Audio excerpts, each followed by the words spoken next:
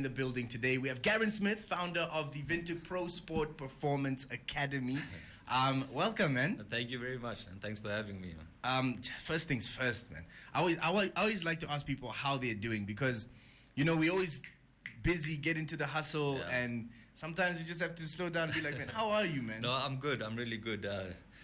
Business is picking up. I'm all over the place, starting 5 in the morning, ending normally at 7, 8 o'clock in the evening. So it's been very busy, but I'm good, man. I'm doing my passion. I'm following my passion, so I can't complain at this point in time, man. Yes, yeah.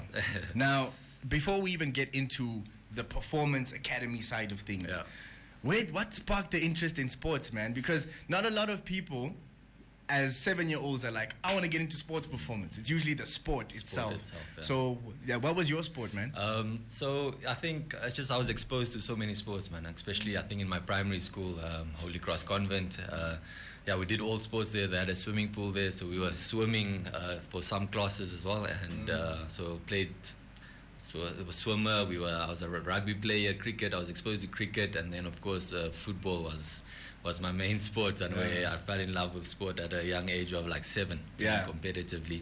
I even remember my first coach, Coach Lucky Richter. I think he was a big influence, just making me fall in love with football. Man. So, And what player would you say was that you watched that you were like, yep, I'm doing this? I actually really liked Michael Owen.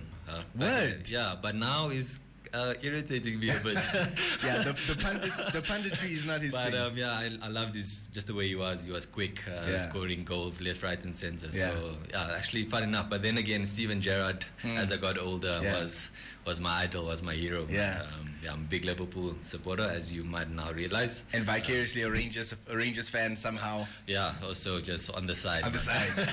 Now, talk to me about the transition between football and playing football and falling in love with the game to going, wait, let me go the biokinetics route. Let me do the sports science route. Where did that come about? So for most of the people that know me, I've been through quite a few knee surgeries that has taken away from my passion or my dream of actually becoming a professional footballer.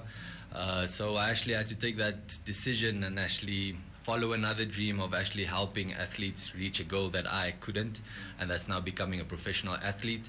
And so that during my studies, I was exposed to sports science, I was exposed to biokinetics, I was exposed to high performance programs, and that just sparked the interest of, okay, let me actually take this seriously and see where I can help athletes, especially Namibian athletes. So this is my home, this is where I grew up, so I really want to put back into the community and just help athletes become professionals. So that's the way it all actually started, man. So it was more from all my knee injuries and my surgeries, and that's where it just sparked up. And and I can imagine that takes a toll on you, man. Because I mean, off air we had a chat about the places that you got to visit just based on football.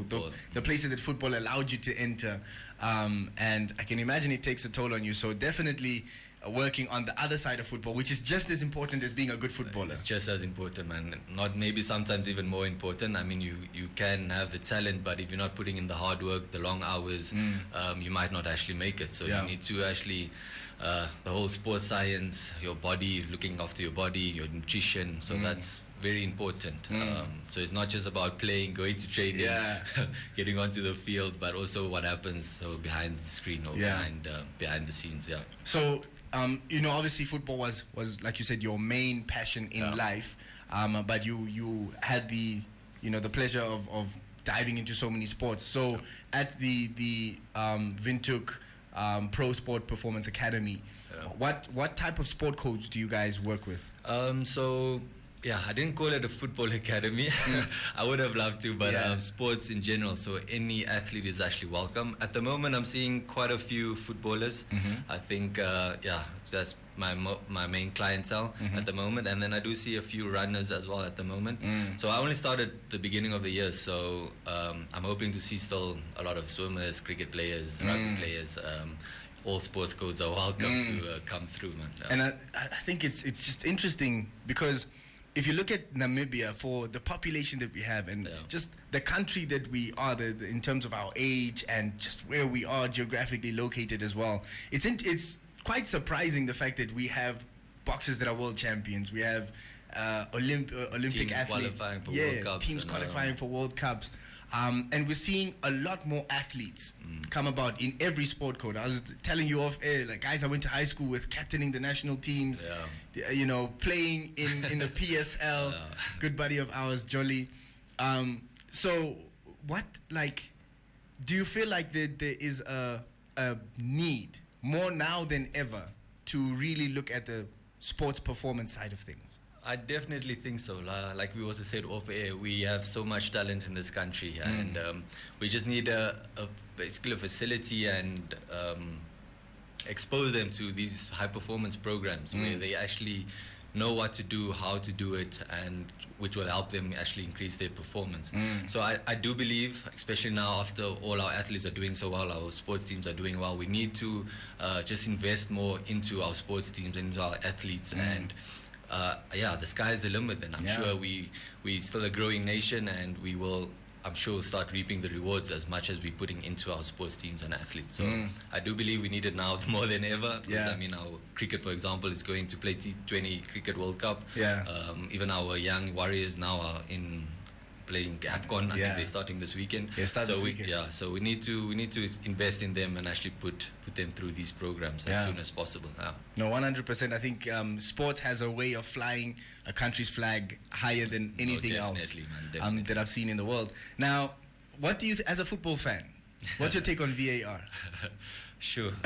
It's made me very angry in recent weeks. It's made me really angry, but sometimes I feel I'm also like 50-50, man. Sometimes it takes away from the game, slows down the game a bit. But then again, if Liverpool is playing and we get that penalty decision, I'm not complaining.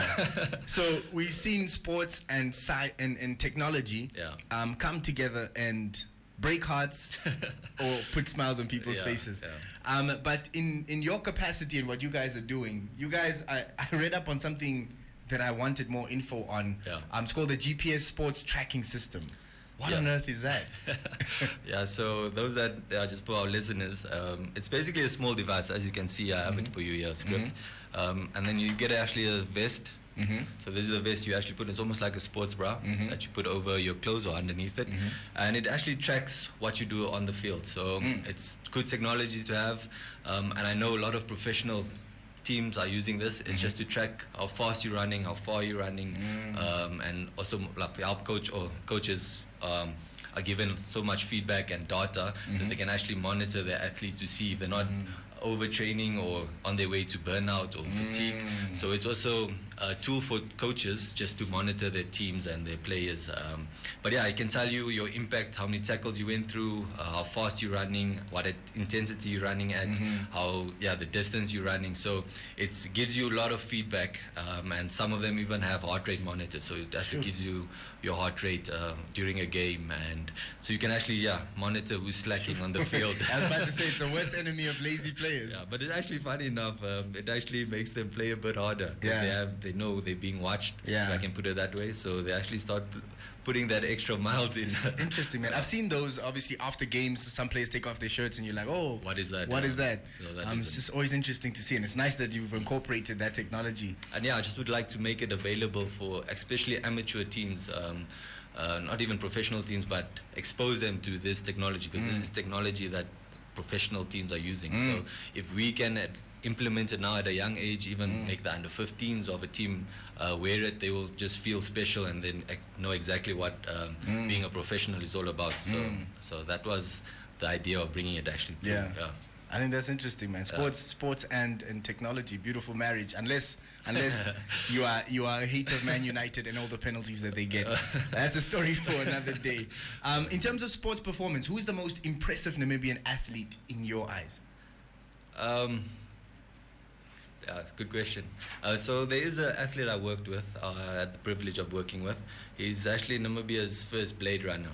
Okay. So he's a sprinter.